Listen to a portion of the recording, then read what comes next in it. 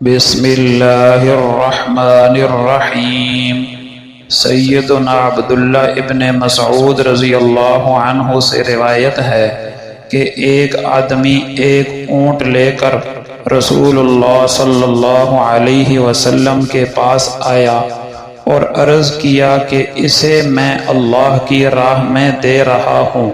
تو آپ صلی اللہ علیہ وسلم نے فرمایا کہ اس کے بدلے تمہیں قیامت کے دن اللہ 700 اونٹنیاں دے گا۔ ام المؤمنین سیدہ عائشہ صدیقہ رضی اللہ عنہا فرماتی ہیں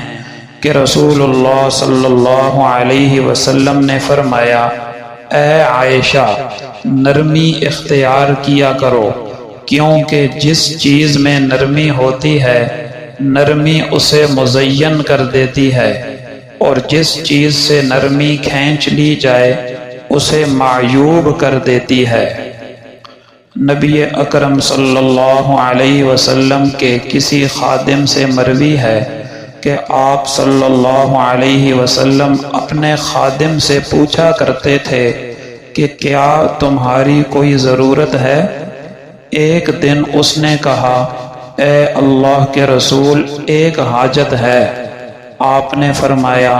تمہاری کیا حاجت ہے؟ اس نے کہا،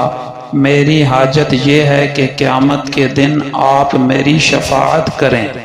آپ صلی اللہ علیہ وسلم نے فرمایا، کثرت سجود سے میری مدد کرو۔ فائدہ: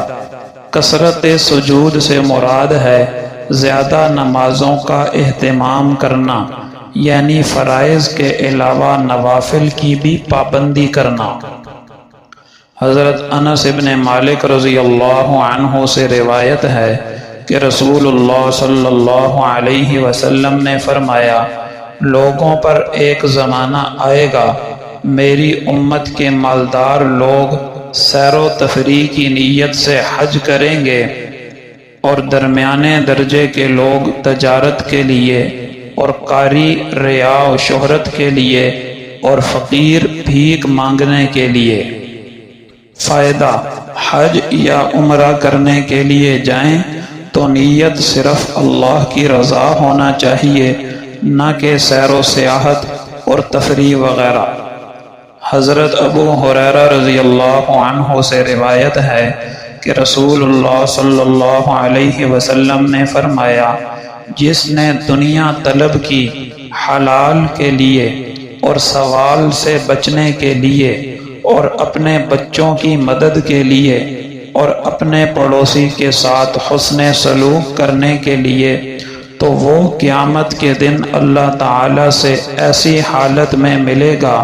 کہ اس کا چہرہ 14ویں رات کے چاند کی طرح چمکتا ہوگا۔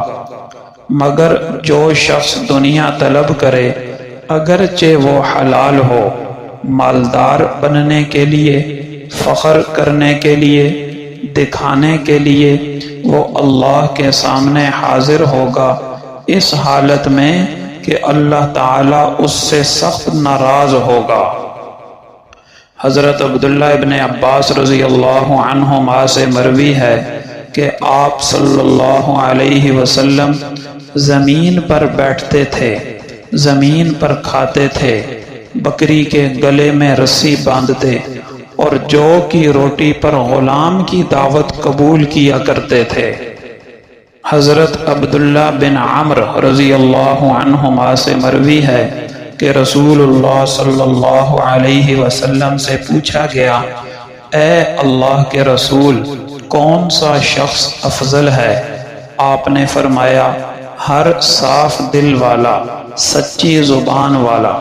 صحابہ نے کہا، سچی زبان والے کو تو ہم جانتے ہیں، یہ صاف دل والا کون ہے؟ آپ نے فرمایا، وہ متقی، پرہیزگار، صاف شفاف، جس میں نہ کوئی گناہ ہے، نہ سرکشی، نہ کینہ اور نہ حسد۔ حضرت زید بن خالد جوہنی رضی اللہ عنہ کہتے ہیں کہ رسول اللہ صلی اللہ علیہ وسلم نے صحابہ کرام سے فرمایا، کیا تم جانتے ہو کہ تمہارے رب نے کیا فرمایا ہے؟ صحابہ نے عرض کیا اللہ اور اس کا رسول ہی بہتر جانتے ہیں۔ آپ صلی اللہ علیہ وسلم نے فرمایا کہ اللہ تعالی ارشاد فرماتے ہیں میرے بندوں میں سے بعض نے مجھ پر ایمان رکھتے ہوئے صبح کی اور بعض نے کفر کے ساتھ صبح کی۔ جس نے کہا کہ ہم پر بارش اللہ کے فضل و کرم سے ہوئی تو وہ مجھ پر ایمان لایا اور ستاروں کا انکار کیا،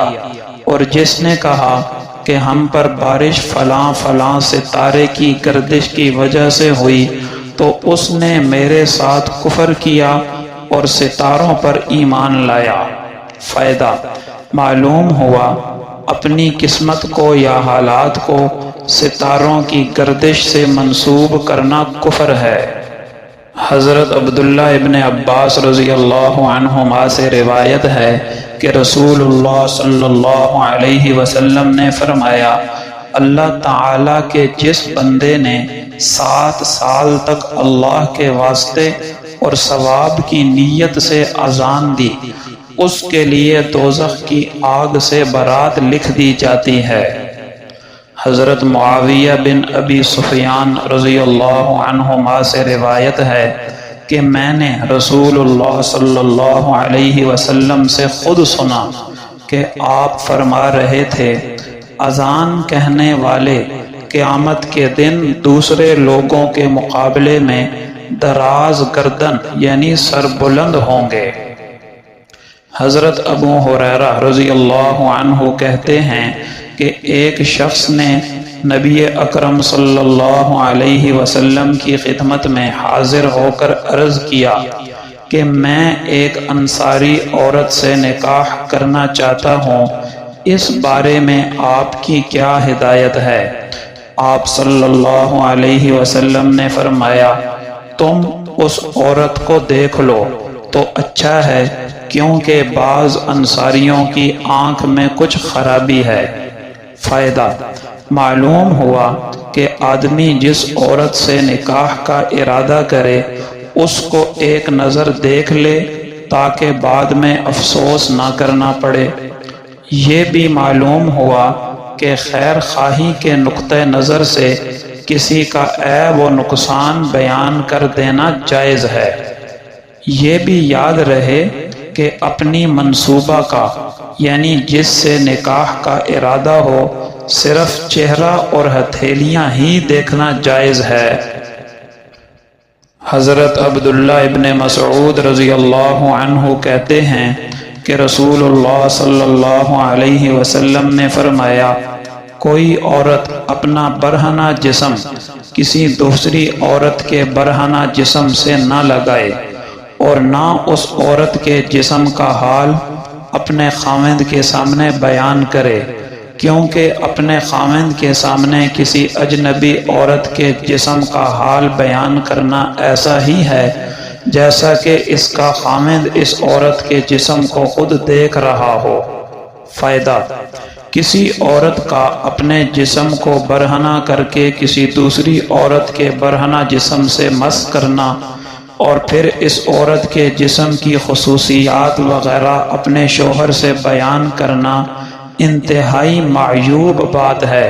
چنانچہ آپ صلی اللہ علیہ وسلم نے اس سے عورتوں کو منع کیا ہے، کیونکہ یہ نہ صرف بے شرمی کی بات ہے اور غیر اخلاقی حرکت ہے، بلکہ اس سے یہ بھی خطرہ ہے کہ اس کا خاوند کسی اجنبی عورت کے جسم کی پرکشش خصوصیات سن کر گندے خیالات میں مبتلا ہو جائے جو فتنہ اور برائی کی جڑ ہے۔